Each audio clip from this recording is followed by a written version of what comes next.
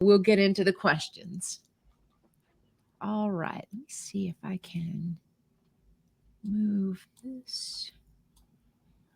Bear with me, ladies. Hold on one second. I'm going to try to put you both together on one row. It's not letting me, is it? Nope.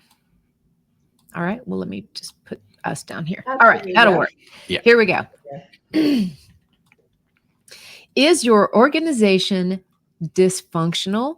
Today's guests are a mother-daughter duo who founded Caliber Leadership Systems, and they focus on dismantling dysfunction in organizations. Dr. Ann Dranitsaris and Heather Dranitsaris-Hilliard have been featured in dozens of publications, spoken at professional conferences, and written several series of books on personality type and the brain. They're known for empowering individuals, leaders, and organizations to achieve their potential by leveraging their expertise in the neurobiology of human development combined with system thinking approach. That's a mouthful. Mhm. Okay. In addition to this, wait until you hear their very moving and personal story. And Heather, welcome to Be Bold Branding. Thank you. So excited to be here today. Yes, truly a pleasure being here with both of you. Yes, we're very excited about learning a little bit more about you guys. Do we want to get right into this backstory first? Because it's so fascinating, actually. Do you want to share a little bit about how you guys came together? Yeah, absolutely. So Anne gave birth to me just a week shy of her 17th birthday.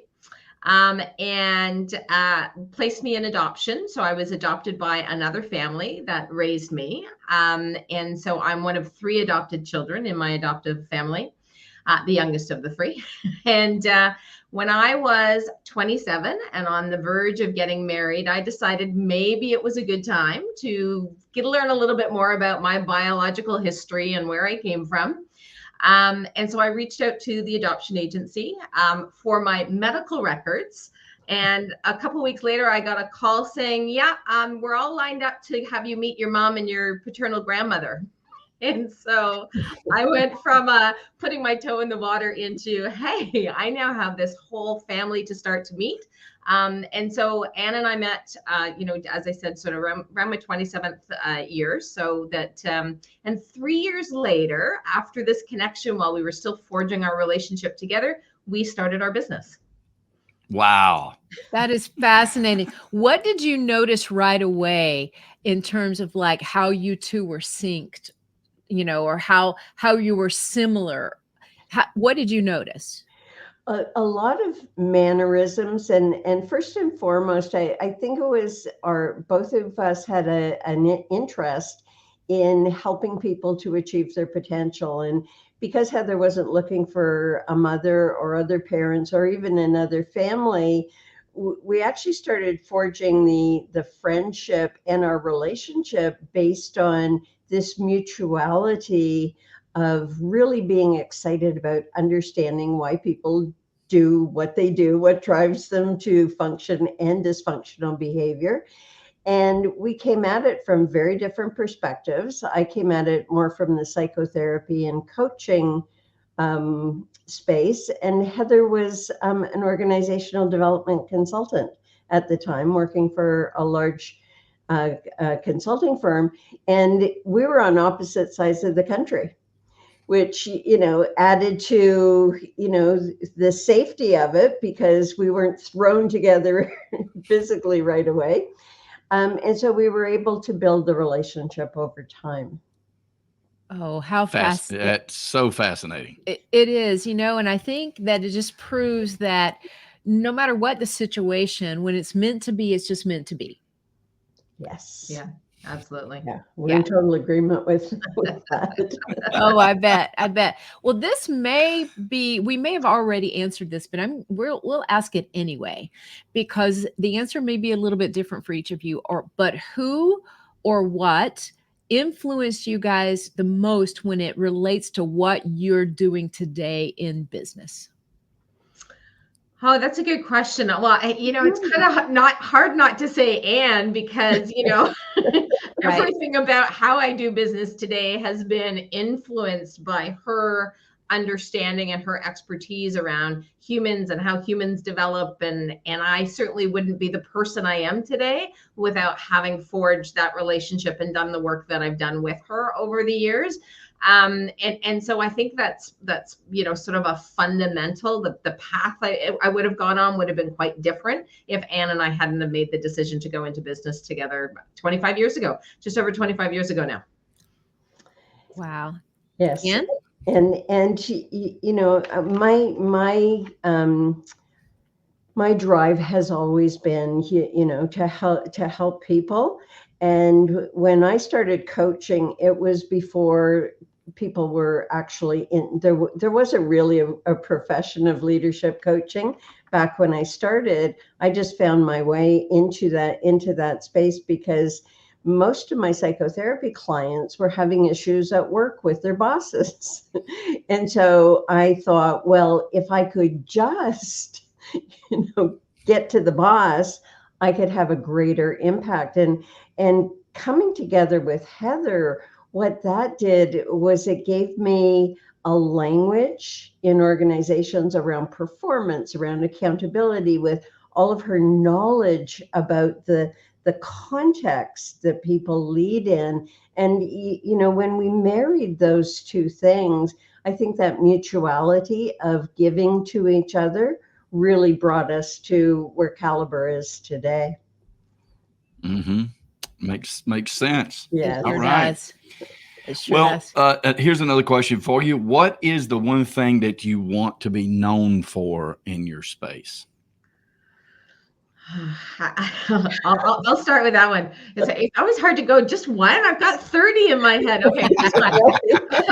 I think the one thing that I know that sort of always, the complexity of organizational dynamics, when you bring together all of those people trying to achieve something, and they come to it with all kinds of different skills and habits and beliefs, and so the one thing we want to always talk about being known for is that ability to cut right through and pragmatically and practically solve those issues, those dysfunctions, those challenges that seem to be, inevitable, untouchable, just a foregone conclusion. There's nothing we can do about it. So that ability to come right in and lead them exactly to where they need to go to get out of that kind of chaos and dysfunction that they often find themselves in.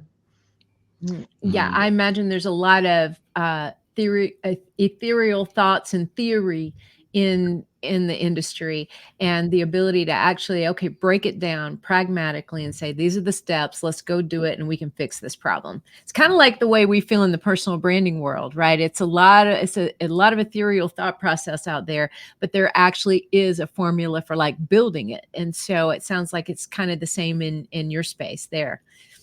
All right, and I'll target this one toward you. What are the warning signs that somebody needs your services? Oh, usually they're complaining,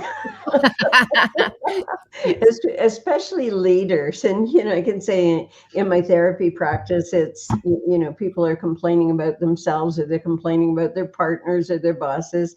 But in organizations, it's the leaders complaining and feeling and acting like they're powerless to do anything about it. And this is to Heather's point, where she was saying that capacity that we have to come in and not just know, okay, they need this, but also what door is open to coming through.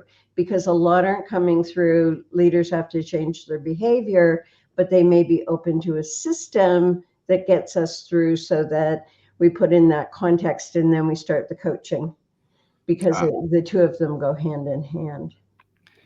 Makes sense. I'm going to go off script a little bit here. Is your coaching usually focused at the leadership level to help with the performance level of the people they are managing? Or would you say it's even more so with the people they're managing to meet expectations? I hope I asked that right. Yeah, I mean, a lot of the work that we do is where what we say we're working with them to manage into the gap, right? So that managing up, managing across, and managing down, there's always a gap around leaders, and leaders sometimes get paralyzed in that, well, my boss should do it, or my peers should be doing this, or my direct reports should be doing that, right? And so it's not usually just sort of one versus the other. Usually if they're struggling, it's in all aspects of their context.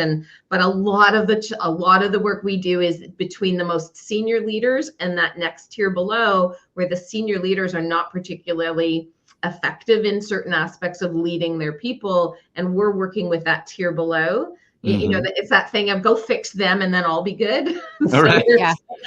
So we come in and work with that group so that the most senior people can say, yeah, it wasn't about me. And we're just teaching that tier how to lead within that gap or that vacuum that's being created by their boss. Mm-hmm. Okay, that I understand the gap for sure, because it can be in any direction. So, all right, now I'm going to shift more toward a personal question for each one of you. So each one of you take a turn and answer this. What would most people be surprised to learn about you that they cannot learn on social media?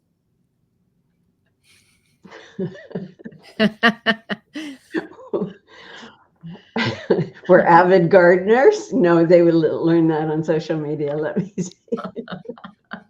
That's a good question. Probably for me, it's my deep quest for spiritual knowledge and spiritual awareness, and my own process for individuation in my lifetime, both from a personal, psychological, and spiritual perspective.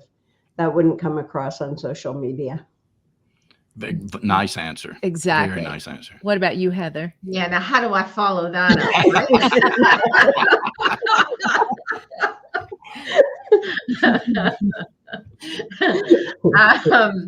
I guess probably, this is a tough one. I think the one thing that people probably wouldn't catch from social media is just how much of my sort of journey and what I'm still trying to do today is that that aspect of finding that place where we really know that we can say, yes, I'm achieving my potential. So that's always been my thing. Even when I was little, it's like, what is it? What's that next step? Where's the place where I finally learn I can't go any further in these things? And so I think for me, that would be, the kind of personal journey, which I don't tend to share outside of obviously Anne and I chat about those things, but for sure not from a social media perspective. I think I'm a little bit more, as some people call it, or my brother-in-law once referred to it as woo-woo,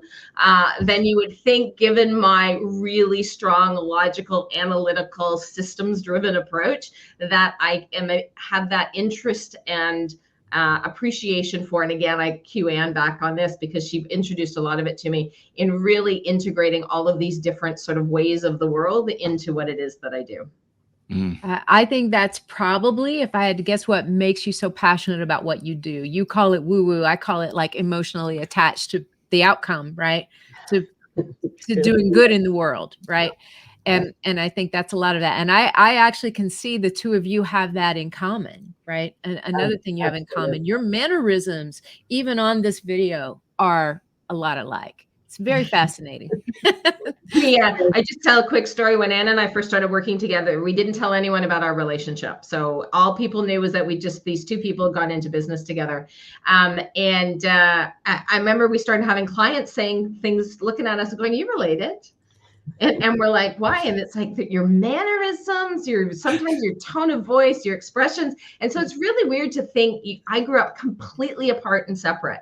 Yeah. And yet when Anne and I met, even I noticed that the first time I called to leave a voice on her voicemail, it was like, wow, she sounds like me. This is strange, right? Because when you grow up adopted, nobody looks or sounds like you. And so to have these things and say, wow, that's hardwired into my DNA, obviously, some of these aspects of my personality. Oh, it's such a beautiful story. And thank you so much for sharing that with us. Absolutely. So what's next? How can the audience get in touch with you because I am quite certain that there are a lot of bosses, right, and organizations that are complaining, because I know that even in my own journey as a serial entrepreneur for 30 something years, like getting the team to work together and pull in the same direction is something that is so massively valuable. And I don't know, I'm actually perplexed by it in so many ways, especially the bigger the organization goes. So anyway, how does the audience get in touch with you guys if they want to work with you? Well, before we answer specific to that, I'm just itching to promote our new trilogy of books that are going to be coming out. Please do. One of the things that really isn't well known when we're on this quest to express our authentic self is, what does that even mean? And what do you have to do, and how do you go about doing that? And so our trilogy of books has 30 different exercises in each of the books explaining how to move out of your persona, the face that you show to the world, and live from your authentic self with exercises that are going to change your brain. So the first one is just personal, to lay the foundation. The second is around, next we go to relationships, being authentic. And the last is career and in leadership. And so this whole series is like, okay, well, we've told you this isn't really developed in you. Now, here are 3 exercises for you to go and practice to change your brain. So we're really excited about that, just as, not necessarily the companies that we're working with, but more of that foundational, helping people achieve their potential with a methodology and a roadmap to do it. I like that a lot. Where can they find that trilogy? They will be able to find it ultimately on Amazon. We're looking for the first book to be launched at the end of this month. Awesome. Nice. Well, we'll put the link in the show notes. Yes. And it'll be perfect timing. Yeah, an easy way to access pretty much all of our resources, including our books, is to hop on over to our website. It's Dranitsaris-Hilliard.com, and hopefully the link will be there so people don't have to be able to spell it. Everything that we do, our podcast, our books, more information about the consulting work we do through our company Caliber Leadership Systems, but also the work we do with individuals, is all showcased there, as well as great content that we have on our YouTube channel, which again speaks to these things about dysfunction in organizations and how do we develop as human beings. Those are kind of the 2 tracks that Anna and I are always out there talking on. I love it. I love it. I love your message. I know that this is a great need, and we really encourage the listeners to look up these resources, and we look forward to those books coming out. Thank you, ladies, for spending time with us today. And thank you for having us. This has been great. Yeah, thanks so much, both of you. That's a wrap. All you guys are awesome. Thank you. You are awesome. It